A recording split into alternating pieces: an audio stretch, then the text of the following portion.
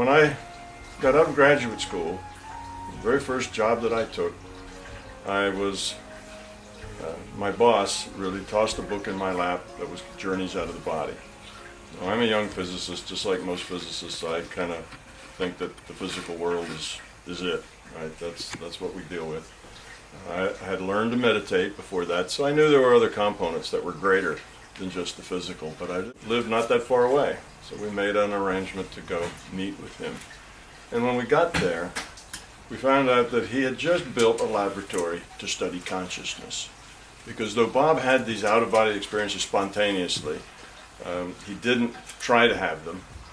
In fact, he tried hard not to have them because they scared him to death, made him think he maybe was going insane.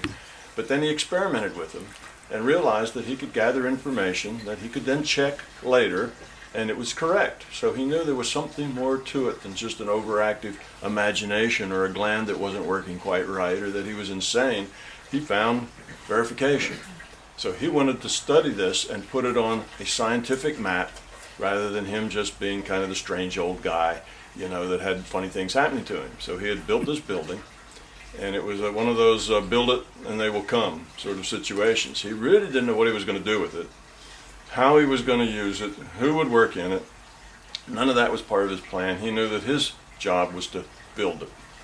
And when myself and a bunch of other people from where I worked, which was mostly engineers and scientists, mathematician types, we were out there, and Bob said, well, you guys are all scientists and engineers. Any of you like to help me, you know, build this lab, you know, finish it, build the equipment, do the experiments? Well, you know, I'd been in school so long that, you know, my hand shot up because that's how you respond to questions. Right? And the deal was that myself and another guy, electrical engineer Dennis Minerick, that we would help, you know, build things, build equipment, sensory equipment that would be needed to you know, to monitor what was going on physically, and that we would be the guinea pigs ourselves. We would do whatever things we learned how to do. We were working on ourselves. If he would teach us what he knew about the larger consciousness system and exploring it without a body. So if he would teach us, we would try to be his scientists. So that was the arrangement, and that went on for, well, for me it went on actually for a couple of decades. The exciting part of it really went on for about 5 or 6 years. During those 5 or 6 years in the beginning, Dennis and I put in close to 20 hours a week with Bob Monroe in the lab. So it was almost like a half-time job. Besides that, we each had families and children, and besides that, we each had full-time jobs. So you can see it was a busy time. Fortunately, I learned that I could get by with a full-time job and 20 hours at the lab and so on with about 2 hours of sleep. That helped the process a lot. So, in any case, that's kind of where, you know, what's a physicist doing, you know, in a field like consciousness? That's kind of my connection. Once, in about the year and a half or so, both Dennis and I were going out of body whenever we wanted to. We were doing experiments. We were collecting data on many of the things that Bob had done. We were healing with our minds. We were remote viewing, checking the data, keeping statistics, etc., etc. And we knew that it had to be real because the statistics said it was. Otherwise, the probability of us getting this data by lucky guess was, you know, 1 in a million sort of thing, and we knew we were doing things that were not normal, you know. But we didn't really believe it at the gut level for a long time, because there's a difference in knowing it intellectually. Oh yes, the data says that we're collecting this data, than having that same realization at a deeper level. At least there's this dichotomy if you're a scientist anyway. It's kind of hard to take that step into understanding it at a deeper level. For me, that point came when Bob had a new experiment for us to do, and Dennis and I went out of body together. Had an adventure together. It lasted a couple of hours. We went places, we did things, we talked to people, we saw things, we had conversations, and Bob had us in isolation booths.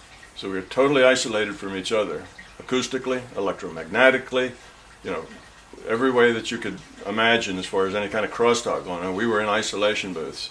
And actually there was an empty isolation booth between us. So anyway, each one of us had a mic over, just suspended from the ceiling, came down to just above our lips, and he had trained us to vocalize what we were experiencing as we were experiencing it. So we could be in the out of body but still have our bodies talking. And I did that by basically jumping back and forth. Dennis did that in maybe his own way. But in any case, that's what we did. And he needed us to do that because otherwise how could he give us guidance if he didn't know what was going on in our experience? So we had just learned over the year, and this is probably now about 2 years in, we had learned how to do that. So he had these two tapes, one Dennis made and one I made, in these two isolation booths, and he put them both on and he flipped the switches at the same time, and these two tapes began to play. And there was Dennis and I having conversations with each other, describing the same things, having, obviously the both of us having conversations with each other and with other entities, and it all made sense. It wasn't just gibberish that maybe you could see that it might fit together. It was clear. It was very evidential that we were together and we were experiencing this out-of-body reality. Well, that means that it wasn't just in my mind. You see, it couldn't be in my mind. It was in his mind too. And it wasn't just one of us having a hallucination and the other one picking it up telepathically, because we were both interacting with each other. It wasn't that one always said, oh, look, I see this, and the other one said, oh, yes, I see it too. It wasn't that one was leading and the other was following. We were both leading and following all the time in the conversation. So I spent probably the next 3 weeks muttering under my breath, my God, it's real. My God, it's real. Because that's what, that's where it got me. Well, if you're a physicist, what you do is model reality. So what I needed to do was find out, how did it work? What was the process? What were the limitations? What could you do? What couldn't you do? What did it mean? How did it interact with this reality? Where was it in the big picture? And how did it relate to us personally? So that was then my mission, was to create this theory, if you will, this fundamental understanding of how the larger reality worked. And I processed that for about 35 years. And at the end of about 35 years of doing experiments, a lot of the experiments were done in the non-physical. It's another reality frame, just like this one. And you can do science and experiments there just like you can here. And they need to be repeatable. They need to be, rational experiments. So gathering all the information from this side, from that side, I ended up writing these 3 books. It was basically the results of, what it is I learned. Then a surprising thing happened. These books were just going to talk about the larger reality, sort of metaphysics, philosophy, how it all connected, what was it, and how did it work. And then I realized that the same overarching theory that I had that explained all of this things that I had done, it explained all the paranormal, made them normal. If you've got this overarching science, if you will, of how things work, the paranormal became just normal in this bigger picture. They're only paranormal in a little picture that doesn't really have all the information and doesn't understand the big picture. But the surprising thing is that the same overarching understanding also explained science. Suddenly I took the same thing and I knew why particles are probability distributions, the fundamental question that drives quantum mechanics. Quantum mechanics says particles, our matter reality, are really just probability distributions. That's fundamentally what they are. And quantum mechanics is a mathematics that deals with probability distributions. That wave function you hear about is a probability wave. That psi star psi that if you're a physicist you know about, that's just taking the probability, the real part of the probability function, and seeing what you get in this reality frame. So big mystery, big scientific mystery is why is reality at the root not even physical? It's not matter, it's not space, it's probability distributions. Well, the scientists now, and at the time and still do, they say it's just weird science and nobody will ever figure it out. It's a mystery that'll never be solved. It won't be solved from a view of the subset. You see, this reality is just a subset. It's a much bigger reality that has its own science that is the superset. And no, you can't solve that mystery from being inside the subset. There's just not enough information there. Okay? So it solved that. And then the next thing I realized is it also said why speed of light's a constant. That's the driver of relativity. See, relativity is just a little bit of algebra once you start with the premise that light is a constant. A little bit of algebra takes you to special relativity. Then a little more than algebra, it takes you to general relativity. But it's all based on that one premise, that light is a constant. And that turns out to falls out as a logical consequence of this same overarching theory, if you will, that explains the larger reality system. So now I had something that was explaining physics better than the physicists could, that was explaining the subjective as well as the objective world, and it also then it explained theology. It told you exactly what the Buddha meant when he said this reality is, Maya. It's, not real.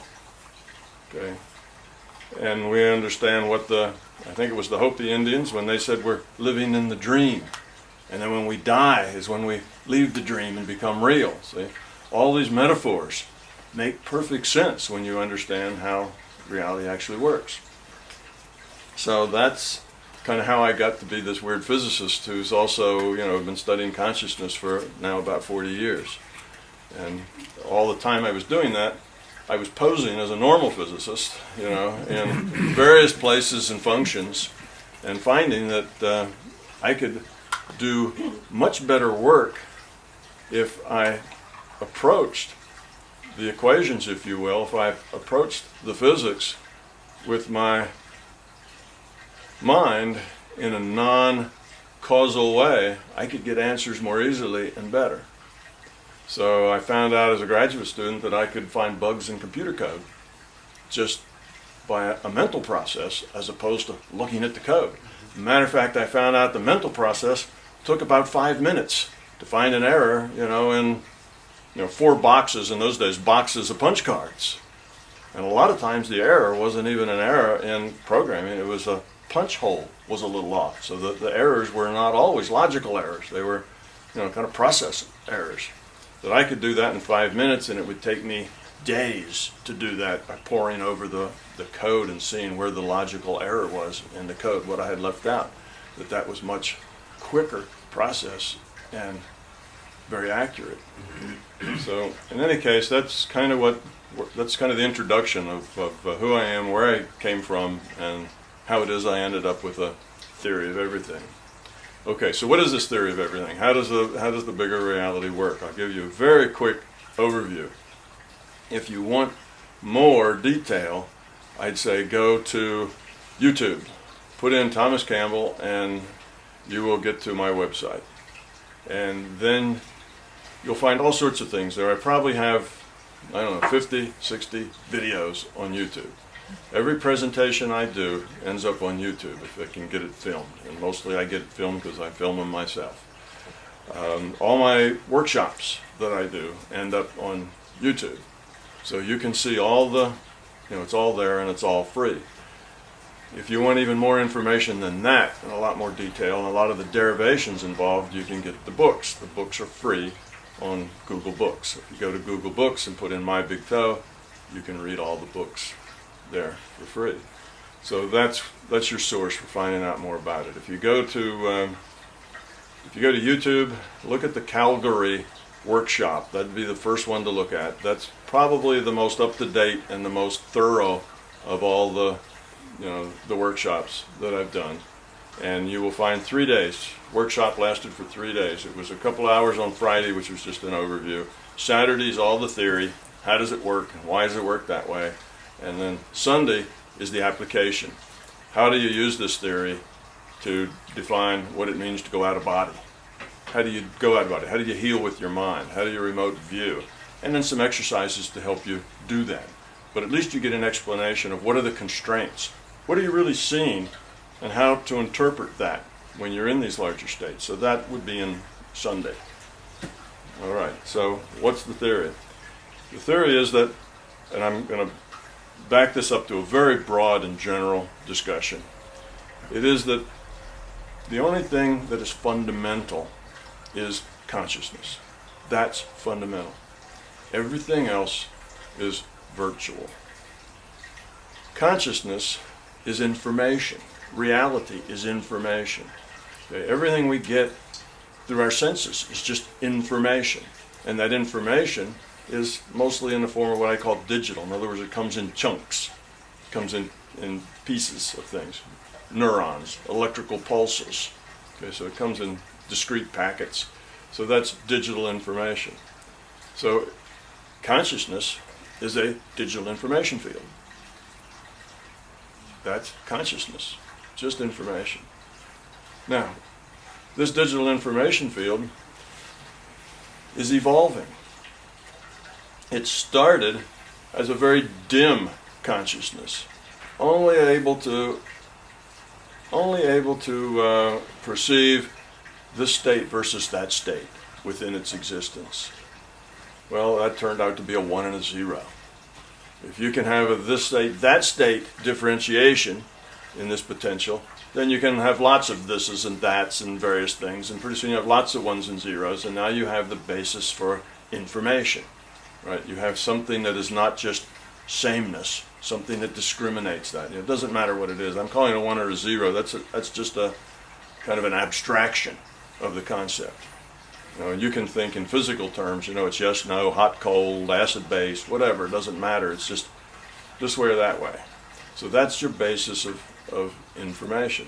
Now this information system evolves. How does it evolve? Same as any information system, by lowering its entropy. Entropy is a measure of disorder. So if you have lots of 1s and 0s, say, if you have lots of 1s and 0s and they're just randomly spread, there's no information in randomness. But if you take those and order them in a certain way, then you've created a pattern. Pattern carries information. It doesn't have to be, words or language or something. It's just a pattern has information. If I say up, down, what's next? Up, right? Because you've gotten the pattern. So the pattern carries information that's predictive, that you know how to extend that pattern.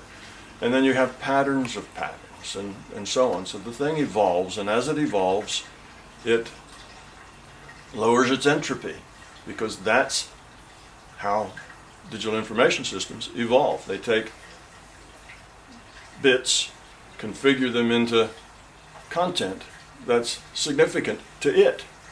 And what's significant to it? Lowering its entropy. Why? Because that's evolution. What's the alternative?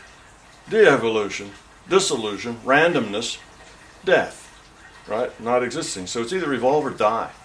So here's a system, natural system, not a perfect system, not a brilliant system, just a fundamental potential energy that can discriminate a few states. It evolves, just like the cells evolved in biology. What did they do to create lower entropy, to create more complexity, to create better survivability and better ability to procreate? They split up.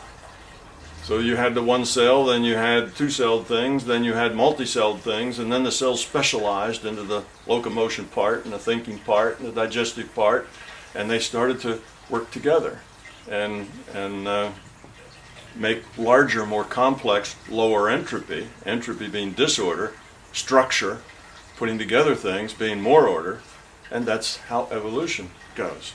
This consciousness cell did the same thing. It broke into pieces. Those pieces now, like any information system, can communicate with each other. Okay? So I call these pieces individuated units of consciousness. That's you and me. That's what we are. We're chunks of consciousness, individuated units of consciousness, a cell, if you will, in this larger consciousness system. We're all netted because we're all part of this same network of consciousness. Okay? Now, what direction will this evolution take you? Where are we going with this evolution, this lowering of entropy? What does that mean to us in everyday terms? Well, we've got consciousness now as a bunch of pieces, piece parts, okay, a bunch of individual cells of consciousness, if you like, and what consciousness is information. So what it does is communicate, interacts. Now, what kind of interaction lowers entropy, creates coherency, creates structure, builds, and what sort of things do the opposite? Tears down, dissolves, rips apart. Well, the dichotomy of the two opposites are love and fear. Love is the most optimum way that these interacting individuated units of consciousness can interact. If they interact with love, they've optimized their structure. They've optimized their ability to lower entropy, you see. And you can think about that in a minute. Think of, 100,000 individuals, and they're all interacting. And they have a certain number of resources and a certain amount of information to interact with. If they interact with love, it's cooperative. It's about other. Okay? If one of them gets a good idea, it's shared. If there's a job to be done and it takes all different types to do it, they all get together and do it. Doesn't mean they're all equal. It just means they all work together. They all are, it's all one big happy family, right? They're all trying to help each other succeed. And eventually what happens to that group? They optimize their relationships and their connections and what they do given the resources that they have to do with it. Everybody is optimized. So if you've got some that are a little dimmer bulbs than others, they do work that doesn't require the bulb to be so much, but work that has to be done just the same, you see. So everything works together. Now let's take the opposite set of these beings. They're fear-based. What's fear-based? It's about me. No trust. I've got mine and I want to keep it. As a matter of fact, I'd like to have yours too, because then I've got twice as much, which is better for me. And I don't care that you don't have any. You see, it's that sort of thing. That's fear. Fear is all about self. What's going to happen to the self? How can the self make sure that it's got everything it needs? And how, if it gets it, can it keep it? Well, in that kind of environment, there is no trust. It's very hard to build anything because as soon as somebody builds something, somebody else wants to tear it down to take it. You see, what happens is they start fighting with each other. Then they start grouping up in mutual defense groups. We call those nation states. Then they war with each other to get each other's stuff or to protect the other person from getting their stuff. And it ends up eventually, where does this go as it goes out, gets asymptotic? How does this end up? It ends up with 5% of the individuals controlling 95% of all the stuff that there is there. And, that 5% basically shares it all in probably 5 different mutual defense things that may even collaborate with each other. And the rest are just trying to get along as best they can. Life is hard. So that's the kind of world you get. Well, that sounds sort of like where we live, doesn't it? Kind of sounds like people-based or more fear-based than they are love-based. So now we've got this idea of consciousness. It's a digital information system, and what it's trying to do is evolve, which means become love. That's its goal. It's either that or die. And what are we supposed to be doing? What's our role in this? Our role is, as part of that system, as chunks of it, we're supposed to become love. Because as we evolve the quality of our own consciousness, the whole thing evolves because we're it and it's us. We're a part of it.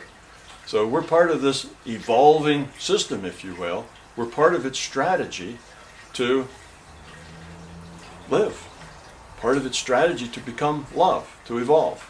So now that answers, why are we here? What are we doing here? What's our purpose? What's the consciousness system? It's just information, a digital information field.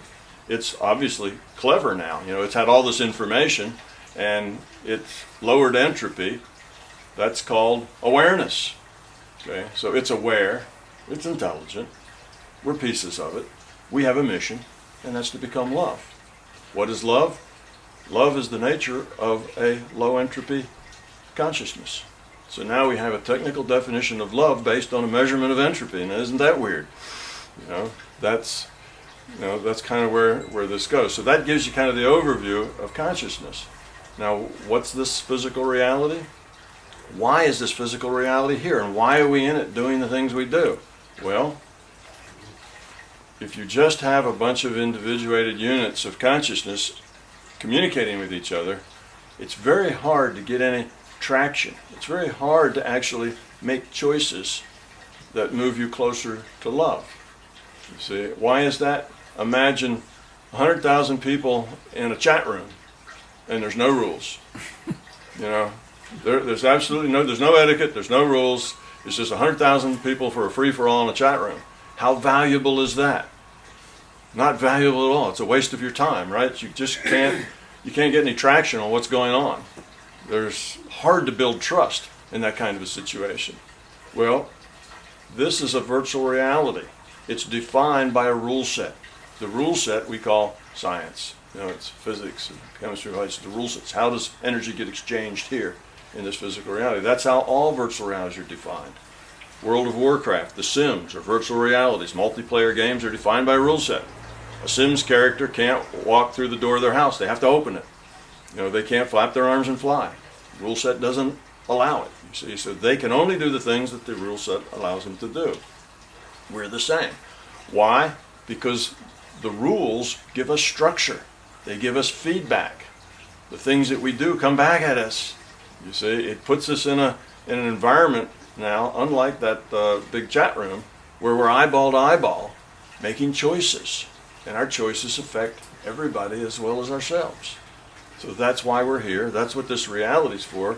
The larger consciousness system has created this schoolhouse for us called a virtual physical reality. The rule set is the kind of sort of the rules here that we have to abide by. Okay, so then you get a lot of conclusions then fall out of that. So I've given you really the basics of who we are, what consciousness is, and how it all works. There's one other thing that you need to know about the system, and that is one of the rules is that we can affect future probability with our intent. Okay? Now in a digital system, it looks ahead. It says, okay, here's the way it is now. What's the probability that, how's it going to be the next delta t? And in delta t, we're talking about a simulation that has a time loop that every delta t you recompute. Okay, so next delta t, what's it going to be like here? What are all the possibilities? Possibilities, every possibility and the probability that that possibility will be actualized. So this is the future probable database. And then you can say, given that that delta t is that way, what would the next delta t be in probability? And the next, and the next, and the next. You can work that out as much as you want, but realize that each one's based on an assumption that the last one was correct, which may not be because we have free will down here at the bottom line of that, right? And we can do things that aren't what was guessed. We don't have to do what's probable. Okay, that's called the future probability database. Okay, now after all the work happens in the present, that's where we exercise our free will. Free will's in the present. We make a choice. What's free will? It's the ability to make a choice amongst the possible things that you can do in a given situation. So a stimulus happens, some kind of thing happens. Somebody insults you, and you are going to react to it. And you have several choices of how you react to that. Now you may have 50 choices of how you would react to that, various shades of choice, but maybe only 10 of them are choices that you would pick. So the other 40 aren't part of your decision space. I call it decision space. Only those 10 are part of your decision space, but you have free will to pick one from that decision space. You can get mad, you could get angry, that might be 2. You could punch them out, that might be another one. You could scream and holler, stamp your feet, bang your head on the floor, that might work. You have all these things, or you could maybe try to see it from their perspective, or maybe see that it wasn't really an insult, maybe it was just a misunderstanding. You might have some other approach. You might even actually care about that person and wonder why does they feel that way. How have you led them to, to have that kind of an action? So there's lots of ways you could do it. You have the free will to pick one. Okay, that's all free will is. Some people have this idea that free will is that you get what you want. Obviously no free will, or I'd be, handsome, wealthy, and, have a Mercedes-Benz in the garage. I don't, so obviously there isn't any free will, because that's what I'd do if I were free to have whatever I wanted. Well, free will is not having a genie with an infinite number of wishes. That's not free will. It's just the ability to choose from the possibilities that you're aware of in your decision space. No more than that. Free will is easily then implemented in a computer. It's not hard. All you need is decisions that have to be made without enough data. And you have to have enough fuzzy logic going on in there that it's not just an algorithmic result. That's not that hard to achieve. So that's really what free will is. That's what we have, and we have this free will only in these virtual realities. Now we live in several virtual realities. One of this we call physical reality. That's our virtual reality. Our dreams. That's another virtual reality, different rule set. Okay? We work there just like we work here. What are we doing? We're learning, growing up, making decisions. The decision, the quality of that decision either moves us closer to being loved or further away from being loved. So we either evolve or de-evolve based on the decisions that we make. Our decisions are an expression of our intent. Our intent is housed, that's the core of our being. That's us. That's us, the piece of consciousness. So now you kind of see why we're here, what we're doing. And like any multiplayer game, our sense of what's going on here is a data stream. Okay, that little Sims character walking around on your screen on your computer gets a data stream from the server. That data stream defines what that character does, what they see. If they look this way, they see trees. They look that way, they see mountains. All the things they do, the things they can't do is all defined by the rule set inside that server. Well, that's the way we are with the larger consciousness system, except this is a 3D game rather than a 2D game that's displayed on your 2D monitor. That's a big concept for people to get their hands around. It's like, well, how's that possible? This is hard stuff. How's that possible? It's just data, it's information. But think of the Sims character. The Sims character walks into a tree, he can't go through it. He bounces off, right? If the wizard or the dark elf or whatever it is leaps off a cliff in World of Warcraft, he gets hurt. If he stays underwater too long, he drowns. Why? Because that's part of their rule set. That's the way it works. So he's got that same solid stuff to deal with. He can't walk through rocks just because that rock is data. It's not the way the rule set is written. Now the big difference between World of Warcraft and The Sims and our simulation, if you will, is that theirs was programmed. Ours wasn't programmed, ours evolved. It's an evolved simulation. How do you evolve a simulation? Well, in this case, you start with initial conditions, which define a little ball of energy, okay? And that little ball of energy is very, very hot, and there's lots and lots of energy in it, and you punch the run button, and when you do, you get this big digital bang, and that ball of energy expands, it cools. As it cools, one of the rule sets, gravity, coalesces some of the gas and pieces together. Pretty soon you have our universe, right? You get the traditional big bang, but it's really a big digital bang. And then in that universe, it so happens that you have this sun and then this planet that goes around it called Earth, and it has a couple of amino acids that get together one day and end up with a cell, and then multi-cells and so on. And here we are sitting here as part of that simulation. Okay, so it wasn't programmed. It just evolved. It evolved with a set of constraints, the rule set, and with some initial conditions, and with a rule set.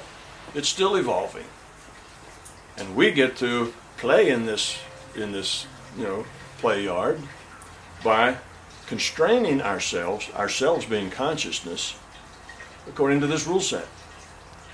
Okay, now people get confused about, well, isn't it this body and it's getting a download from the consciousness system through the brain, and the brain's the transducer, and it's not like that. The brain doesn't store anything. The brain doesn't compute anything.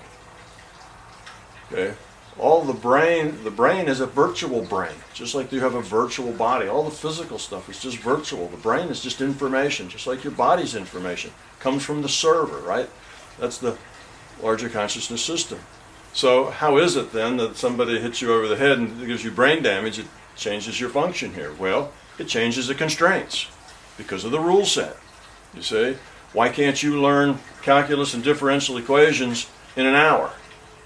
Well, because the rule set says the way we evolved in this simulation, that's not supported. Why can't you jump 20 feet in the air? Same reason.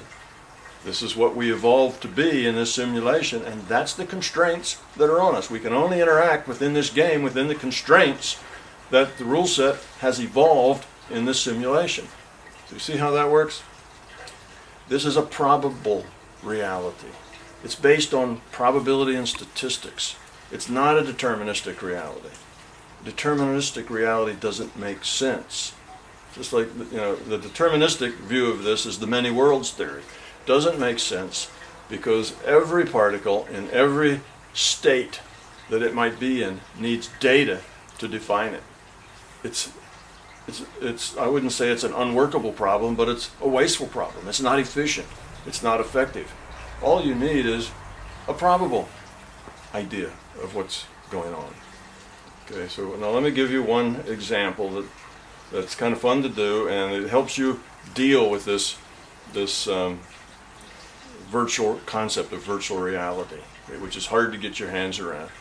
Let's say that we have a woods that nothing sentient is in. So let's not get into the details of how many squirrels live there or how many bumblebees live there. It's a woods that nothing sentient has ever been in. Okay, so a man walks into the woods, and for the first time, and he looks around and he sees a dead tree, and the dead tree's wobbling, but it's standing up. Okay, now, why does he see that dead tree? Because it's probable. Okay, why was the woods there? Because it's probable. You see, if nobody had ever been to see the whole woods before, and they all walk over the hill and there's the woods, why would they see the woods? Because it's probable that there'd be a woods there because of the climate, all the rest of the thing, the storms, the seeds, however it would work. That's the rule set. That's the simulation. It says it's probable that would be there. Now, some other things might be there too. Okay, so what happens is here's a probability distribution of what's probable there. Randomly, you go up and take one draw out of that distribution, and that's what you got. Now, once he's seen it, if he looks away and looks back, he'll see the same thing, because once it comes into this virtual reality, we'd say into this physical reality, it has to stay here. Otherwise, your reality wouldn't be consistent. Things would change from time to time, you see, and that's not a good learning lab. It's not a good schoolhouse if things change around. So he sees it because it's probable. And he walks out of the woods, comes back 5 years later, and he sees a tree, dead tree, lying down on the ground. Did the tree fall over? No, what happened was there is no tree. The tree is just virtual. Virtual trees don't need to fall over to get down to the ground. When he comes back, why does he see the tree lying on the ground? Because it's probable.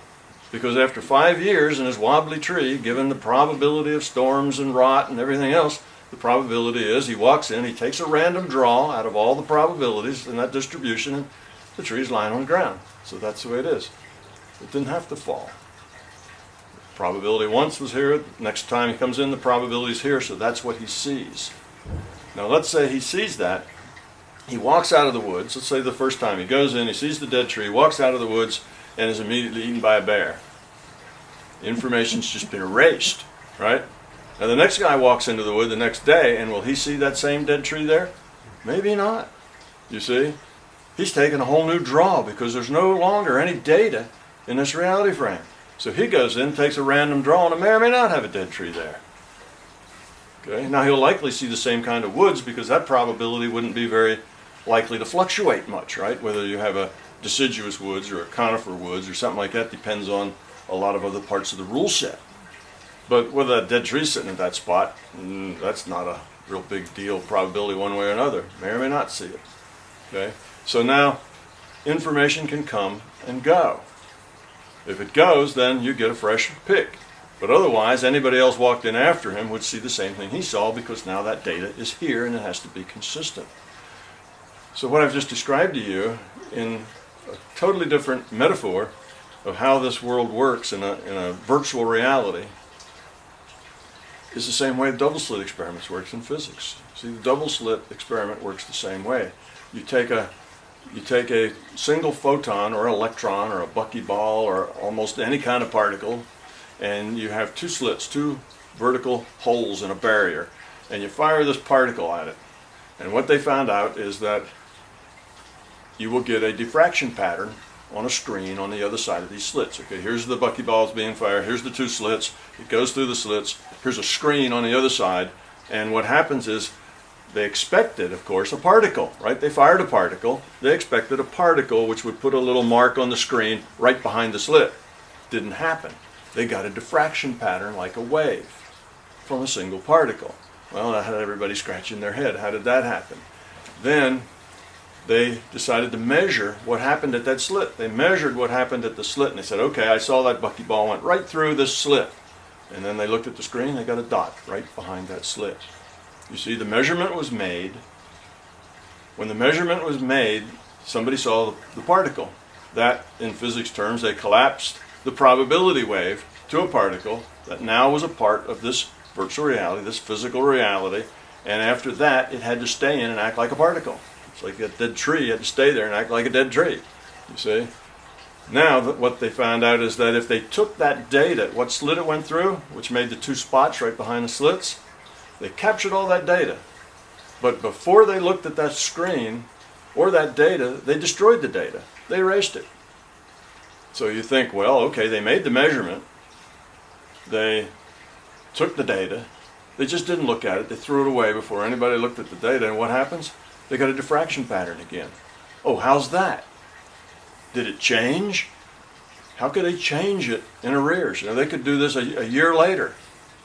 Now, if they didn't destroy the data, what would they get? They'd get two dots behind each slit. So a year later, after they take the data, they can decide whether to destroy it or not. If they don't destroy it, they get two dots behind the slit. If they do destroy it, they get a diffraction pattern. Makes you think that somebody's manipulating time and doing weird stuff with what's on that screen in arrears of when it actually happened, but that's not the case. Because that data had never been looked at, it's never been in this reality frame. It's still future probability, you see, just like the tree. It's not that that tree had to be there, but it only has to be there after somebody's looked at it. So I've given you the bear in the woods and the tree. You see that the same science that works in small, tiny places, and physicists would have you believe that quantum mechanics is only valid in the area of what's tiny and small, is not the case.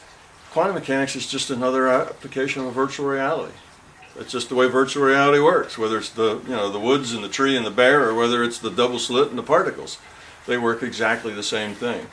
It never did hit me as a very good idea to say, well, we have this physics and it's really great physics, but it only works with little things.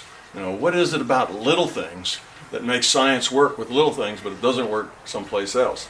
Well, it's not like that. It's just the way virtual reality works, and it works the same everywhere. Now, does that mean that all of you are looking this way? Does that mean that the back of the wall has disappeared for you, and that part of the house now has a big gaping hole in it? Of course not. It just means that you are not getting the data that contains the back wall into your data stream, because you're looking this way. Okay? I'm looking that way, so I'm getting that in my data stream, but what's back there, I'm not getting in my data stream. So then somebody says, well, gee, does that mean that when we all go to bed at night, everything disappears? Well, no. There wasn't anything there in the first place. It's just data, you see. It's just information. It's not that everything disappears. It's that you're just getting information that defines what it is you see. So we all go to bed at night, and there's nobody around to look at anything. And you say, well, it's gone. Well, it's gone for us, right? We're not looking at it. It's not in our data stream, but it never was there anyway. It was just data in your data stream. So you see, we're not having things disappear because we don't look at them. That's silly. We just have things that are in our data stream or not in our data stream. And if we look this way, now that's in our data stream. We look that way, now that's in our data stream. Just like in World of Warcraft and The Sims, they do the same thing. They look one way, they see trees. Look the other way, they see mountains. Look behind them, there's a building. And a man standing there, you see. So virtual reality will get you all the same physics, if you will, that the objective reality will get you. So we can derive all the same science, all the same physics, but we now have a better understanding. We have a bigger view of what's going on. And this is the way science works. It progressively deals in larger views. So a long time ago, the Earth was thought to be flat, right? And that worked pretty well for a long time. Eventually they got a bigger view. And when they got a bigger view that the Earth was round, the Earth being flat didn't go away. It just became a subset. an approximation under certain conditions. What are the conditions? Short distances. So if it's short distances, the flat Earth is a good approximation. If you got big distances, the flat Earth is a really poor approximation because the Earth is round.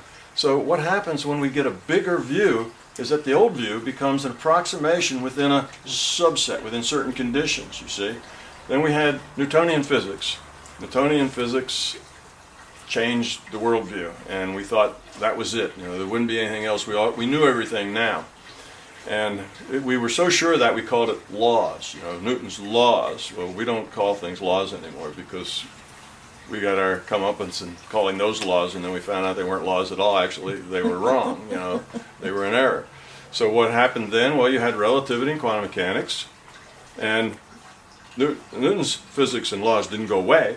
They just became relegated to this smaller part of our knowledge because they were approximately right in this smaller area under these conditions. Well, now, you see, we've made the next step.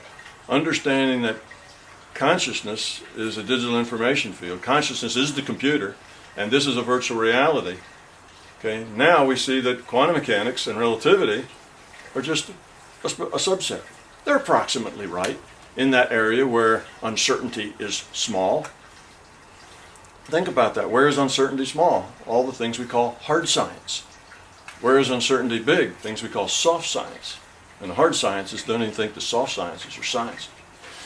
It's the hard sciences where the uncertainty is small with the things we deal with. How much does this weigh? How fast is that going? It's the hard science kinds of things. Uncertainty is real small because we can measure real well.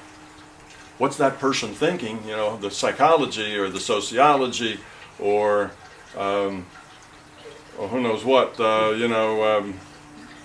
economics. All these things have to do with people. And people have a lot of uncertainty about what they're thinking and what they're going to do and why they're going to do it. So we have lots of uncertainty there. And what do people have to do that are scientists and the soft scientists? They need double blind, triple blind. Otherwise, they can't get the same answer twice in a row if they don't do these things. What's the double blind and triple blind? Well, it's eliminating variables. What's the variable? Information. If you've got information, you can modify that probable future.